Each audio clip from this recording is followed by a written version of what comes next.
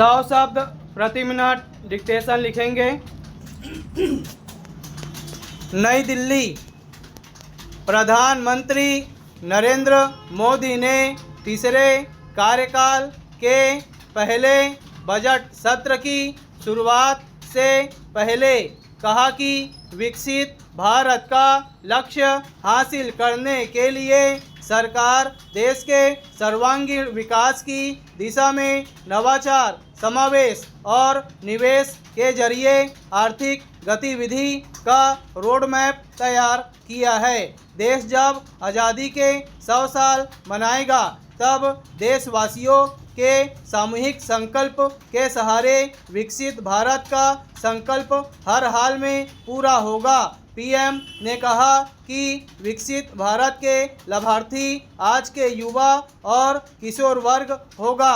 उम्र के 45-50वें पड़ाव पर वर्तमान युवा शक्ति नीति निर्धारण की व्यवस्था में अहम जगह पर बैठी होगी।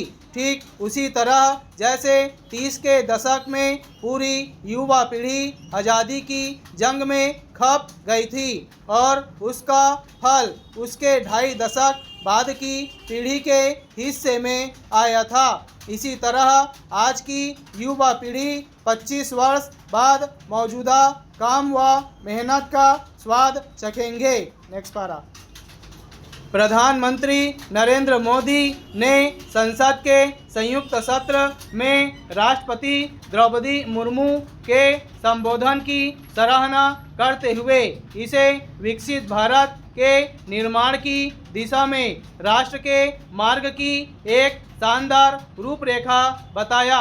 उन्होंने कहा, राष्ट्रपति के संबोधन में एक ऐसे भारत का विजन समाहित था जहां युवाओं को फलने फूलने के बेहतरीन अवसर मिलेंगे। नेक्स्ट पारा। कांग्रेस सांसद प्रियंका गांधी ने चिंगारी भड़काने का कोई विदेशी प्रयास नहीं वाले बयान को लेकर प्रधानमंत्री नरेंद्र मोदी पर पलटवार किया। उन्होंने कहा, वह कभी लोगों के मुद्दे पर बात नहीं करते और उनका समाधान नहीं करते। नेक्स्ट पारा। ट्रंप का बयान ऐसे समय में आया जब एक दिन पहले ही अमेरिकी दल ने भारत में व्यापार वार्ता पर बैठकें की थी।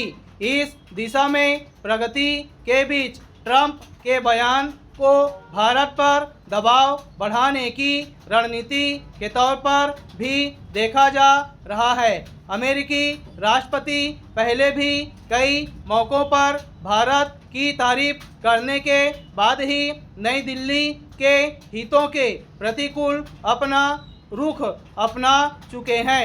भारत अमेरिका लंबे समय से अस्थायी व्यापार समझौते पर सहमति की कोशिश कर रहे हैं ताकि व्यापार से जुड़े मुद्दों का जल्द समाधान किया जा सके। अमेरिकी राष्ट्रपति ने व्हाइट हाउस में पत्रकारों से बातचीत में कहा कि अमेरिका और भारत के बीच जल्द ही बड़ा व्यापार समझौता हो सकता है क्योंकि मैं मोदी को बहुत पसंद करता हूं। मेरे मोदी अच्छे दोस्त हैं, हमारे संबंध अच्छे हैं, हम एक दूसरे को अच्छी तरह समझते हैं।